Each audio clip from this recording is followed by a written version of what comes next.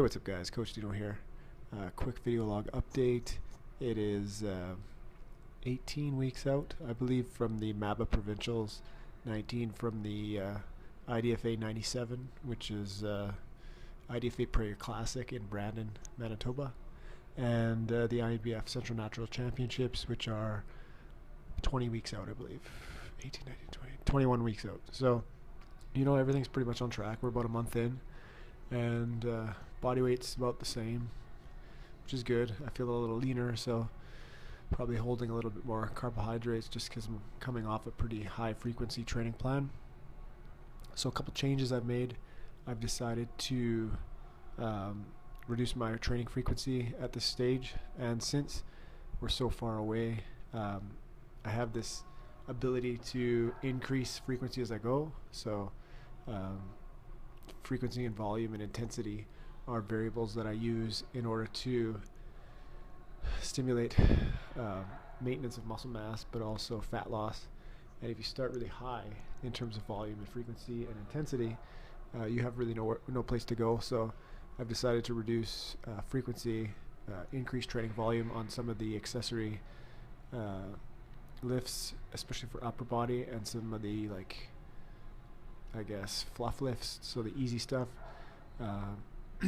And I've reduced legs to twice a week and upper body to 3 times, just so that I have a kind of a place to go in 6 weeks. I can increase one of the variables, and also just to give myself a break mentally and physically, just because I am getting a little sore and stiff and stuff. So a little break will help. Also, I've reduced my calories by about 200 per day, and I've flip-flopped my carb cycling so that all 5 of my weekdays are low and my 2 weekend days are high now, instead of being high Monday, Tuesday, and then dropping it down and being low on the weekends. I've decided to flip it. So we'll see how that goes. I think I need a little more consistency and restriction through the week, and then kind of allow myself to be a little higher on the weekends. Just that seems to be how I eat, especially because I don't make my meals for the weekend. I do that for the week, and then on the weekends I just tend to eat more food in general and more carbohydrates. So this will give me a little bit more freedom that way. Again, you want your lifestyle to be specific to you and to be something you can maintain. So if you can't maintain something you're doing, especially over 18 to 20 weeks, you're just not going to be successful. You're not going to be, and you're not going to enjoy the process. And part of any type of training or being any kind of athlete is you do it because you enjoy it. And the competition day is such a short event. You have to enjoy the 18 to 24 weeks of preparation that goes into it. And if you can't enjoy that, then I don't know how you can last in the sport. So especially long term, and being in natural bodybuilding, you want to be able to do this into your 50s and 60s. So I'm looking long term here. So other than that, I haven't changed much. So I want to tell you guys about my new YouTube series. It's called From Behind the Clipboard, and it's about what it's like to be a personal trainer and how I got into this career and all the education that's come in this process, both through schooling, courses, certifications, all the extra stuff you got to do, and what it took to build a client base so strong that I have right now, that I can pay my bills, have a mortgage, have car payments, things like that, for being a personal trainer, and also having longevity. So I know that I'm still going to have clients in 6 months, a year, 2 years. So I'm just going to answer a lot of the questions that I get asked every day, especially by younger guys, younger girls in the gym here. They usually come up to me and say, what course can I take, or what can I take, what certification can I take, weekend thing, to do what you do as a career. And I don't want to do what I currently do. So personal training looks like easy money, or it looks fun. So I'll kind of debunk a lot of the myths that come with that, and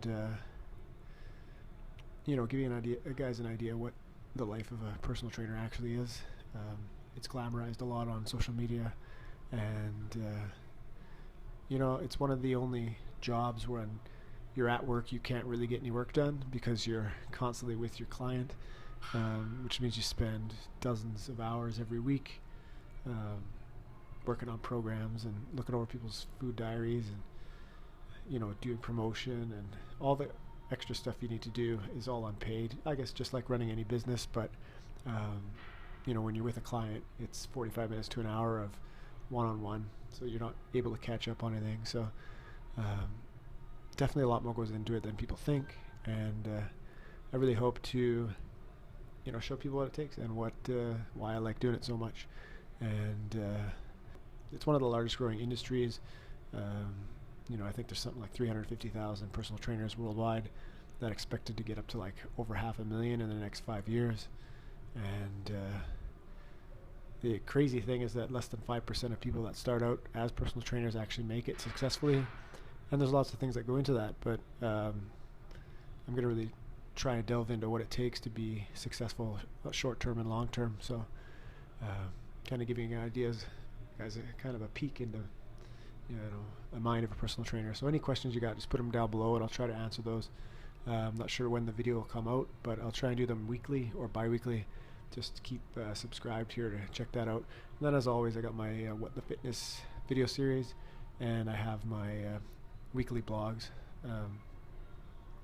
that usually come out Sundays, but I'm having problems with the uploads, so they're going to come Sunday or Monday, so stay tuned for those. But yeah, I look forward to giving you guys some more content, and as always, I'll see you in the gym.